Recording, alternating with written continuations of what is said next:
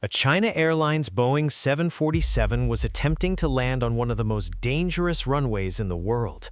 With only a few hundred meters above ground, a wind shear warning suddenly sounded. A powerful crosswind from the left slammed into the aircraft, violently shaking the fuselage. The captain immediately disengaged the autopilot and took manual control, fighting to keep the massive jet stable in the storm. But the Boeing 747 began drifting off course. Moments later, it veered off the runway and plunged toward the sea, sending up a massive column of water hundreds of meters high. In the final seconds before impact, what exactly happened inside the cockpit?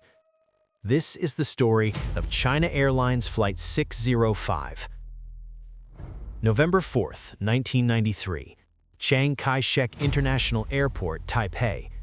A Boeing 747-400 was being prepared for departure. The aircraft, only 8 months old, had entered service in June 1993. It was one of the newest 747-400 series, powered by 4 Pratt & Whitney PW4056 turbofan engines. Flight 605 was scheduled to operate from Taipei to Hong Kong's Kai Tak Airport. On board were 374 passengers and 22 crew members. The captain, 47 years old, was a highly experienced pilot. Formerly a Taiwanese Air Force fighter pilot, he had flown the Boeing 707 and 767 before becoming one of China Airlines' first captains qualified on the 747-400 in 1990. The first officer, 37, had logged 5,705 flight hours. With a military aviation background, he joined China Airlines in 1992 and completed training as a 747-400 first officer. At 10:20 a.m. local time, Flight 605 departed Taipei for the 75-minute flight to Hong Kong. The route would cross the Taiwan Strait, enter Hong Kong airspace, and conclude with a landing at Kai Tak, a demanding approach the crew knew well. Climb and cruise were normal. At 10:28, the aircraft leveled at 24,000 feet. All systems were operating within normal parameters. Shortly after, the first officer received the latest weather report from Kai Tak. Conditions were deteriorating.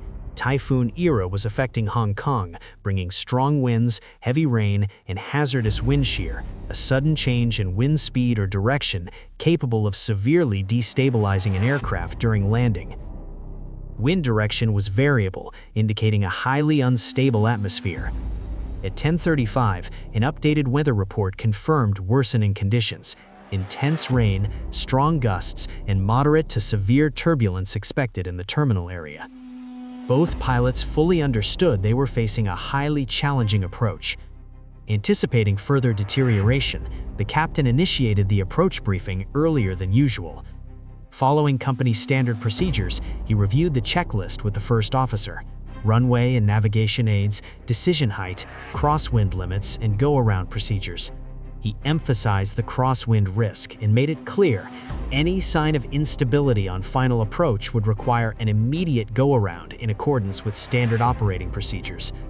However, amid the heavy workload, certain critical configurations were not discussed in detail, including auto-brake settings, reverse thrust planing, and specific actions in the event of wind shear warnings or terrain alerts. At 10:55, descent commenced. On the weather radar, the captain observed a line of thunderstorms over the sea west of Hong Kong. The airport vicinity, however, appeared relatively clear. For the moment, he assessed that weather conditions at Kai Tak remained within controllable limits. At 11:17, China Airlines Flight 605 entered the approach phase into Hong Kong's Kai Tak International Airport. The crew switched to Kai Tak approach control and continued on present heading, preparing to join the special instrument approach for runway 13. Soon, the aircraft intercepted the instrument guidance. Because Kai Tak was surrounded by mountains and dense urban areas, a straight-in ILS approach was not possible. Instead, a special offset instrument approach guided the aircraft along a path displaced from the runway centerline. In the final segment, pilots were required to visually execute a right turn to align with runway 13. The runway lay directly within the city. The approach itself was already highly demanding. Meanwhile, weather conditions deteriorated rapidly. Tropical storm Ira swept across the area, bringing heavy rain and violent gusts. Surface winds reached 37 kilometers per hour, with gusts up to 70 kilometers per hour from 070 degrees, striking from the aircraft's right side during alignment, imposing severe lateral force. The 300-ton Boeing 747 now had to complete its most precision-critical phase of flight in extreme crosswinds. Minutes later, the crew switched to Kai Tak Tower for landing clearance. Tower reported visibility reduced to 5 kilometers, with average winds at 22 knots. The captain ordered landing gear down. The heavy gear extended and locked with a noticeable vibration. Tension in the cockpit increased. 2 minutes later, tower updated, wind 070 at 25 knots, with possible wind shear on final. That single phrase changed the atmosphere in the cockpit. Wind shear can cause a sudden loss of lift within seconds, catastrophic for a fully loaded 747. To improve stability, the captain increased approach speed slightly to counter the crosswind. At 1,500 feet, approximately 450 meters above ground, the flight management system began indicating abnormal wind fluctuations, an early sign of increasing turbulence. At 1,100 feet, the captain disengaged the autothrottle. The system can no longer maintain stable airspeed in the gusts. From that moment on, his right hand controlled thrust, his left the control column, manually flying the aircraft through severe crosswinds. The Boeing 747 initiated the final right turn to align with runway 13.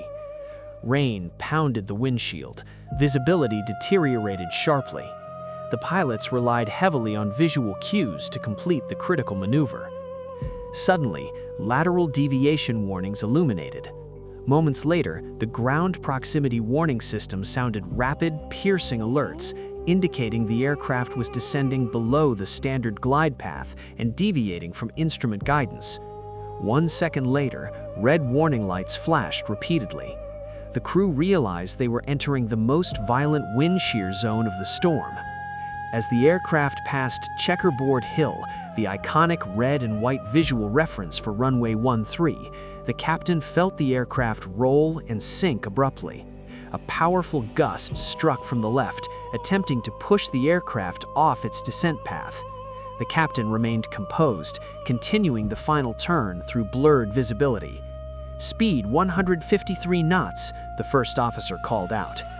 Airspeed began fluctuating dramatically, sudden drops and sharp increases. As the turn was completed, the runway edge lights ahead shifted from white to red, a clear indication the aircraft was below the standard glide path. They knew they were too low, but there was no time or space left to correct. They had to continue. Only seconds remained before touchdown. Outside, the storm roared. Rain lashed the cockpit windows. Visibility was nearly gone. At that moment, the 300-ton aircraft depended entirely on the captain's hands, instincts, and reaction time. At 11:36 a.m. local time, China Airlines Flight 605 touched down with remarkable smoothness. For a brief moment, the aircraft remained level and stable. It seemed fully under control. Seconds after the nose gear settled, the first officer took firm control inputs, countering strong crosswinds from the left. Suddenly, a stronger gust struck the left side of the fuselage, causing a noticeable roll. The first officer instinctively applied left aileron correction, but slightly over-controlled, and the aircraft rolled sharply in the opposite direction, nearly dropping a wing or engine toward the runway. "Reduce bank, keep it level," the captain commanded. He immediately took control, coordinating with the first officer to stabilize the aircraft in the heavy rain. The Boeing 747 surged forward over standing water. The fuselage shook violently. Within seconds, the aircraft drifted left again. The captain applied rudder corrections, forcing it back towards centerline. As aerodynamic control gradually improved, the first officer noticed another issue. The auto-brake system had not engaged. He called it out, adding that reverse thrust had not yet been deployed. The captain immediately selected full reverse thrust on all 4 engines, maximizing deceleration. Both pilots applied maximum manual braking. But heavy rain and water contamination severely reduced braking effectiveness. As the aircraft passed taxiway A11 at high speed, the runway end loomed ahead. Both pilots realized the remaining distance might not be sufficient to stop. The first officer applied full pedal braking. Tires screamed against wet asphalt. Still, the massive aircraft continued sliding forward. With the runway nearly exhausted, the captain steered left using rudder and nose wheel steering, attempting to yaw the aircraft sideways to increase drag and slow it down. But the soaked runway offered no grip.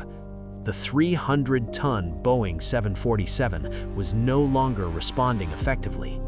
In seconds, the aircraft departed the left side of the runway, smashed through the seawall, and plunged into the harbor. A towering wall of water rose dozens of meters into the air, visible even from the control tower 3.5 kilometers away. The aircraft came to rest in shallow water, nearly 180 degrees opposite the runway heading. In the tower, controllers immediately activated emergency response. Due to severe weather, airport fire crews were already on high alert. Fire trucks and rescue boats rushed to the scene. Nearby civilian vessels joined the rescue effort. The impact disabled the public address system. Communication between cockpit and cabin was lost. Inside the cockpit, with electronic systems inoperative, the captain and first officer relied purely on memory to execute emergency procedures, ensuring no fuel leak would ignite and the aircraft remained stable in the water. In the cabin, flight attendants saw the aircraft listing in the harbor. They moved quickly and calmly, instructing passengers to don life vests and prepare for evacuation. The purser reached the cockpit just as the captain was preparing to check the cabin. He gave a direct verbal command: evacuate immediately. Of the 8 emergency exits, 8 were successfully opened. Slides deployed and inflated into flotation rafts, providing escape paths. Evacuation was rapid and orderly. The fuselage remained largely intact and afloat long enough for everyone to exit safely. Only the nose section and first-class cabins suffered severe structural damage from striking the seawall. In total, 23 people sustained minor injuries, mostly during landing and evacuation. All 396 passengers and crew survived, an extraordinary outcome for such a serious accident.